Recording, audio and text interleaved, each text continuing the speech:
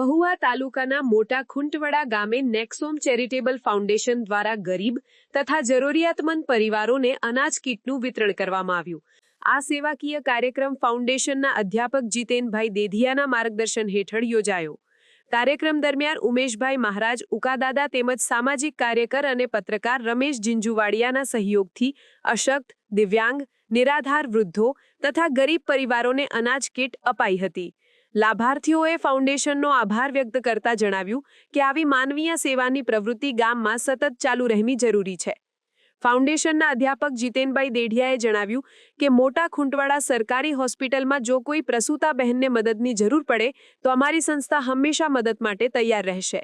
કાર્યક્રમના અંતે ઉમેશભાઈ મહારાજ ઉકાદાદા તથા ફાઉન્ડેશન તરફથી સામાજિક કાર્યકર અને પત્રકાર રમેશ જીંજુવાડિયા તથા તેમની ટીમનો આભાર વ્યક્ત કરવામાં આવ્યો હતો। સાથે સાથે ગરીબ પરિવારોને ગાદલા, તકિયા અને ઓશિકા જેવી ચીજવસ્તુઓનું પણ વિતરણ કરવામાં આવ્યું હતું। ફાઉન્ડેશન તરફથી જણાવાયું કે ગામની સરકારી હોસ્પિટલમાં પ્રસૂતા બહેનોને ભોજન અથવા અન્ય જરૂરી મદદની જરૂર પડે તો ઉમેશભાઈ મહારાજ ઉકાદાદા અને સામાજિક કાર્યકર રમેશ જીંજુવાડિયા સાથે સંપર્ક કરવાથી શક્ય હોય એટલી મદદ ઉપલબ્ધ કરાવવામાં આવશે।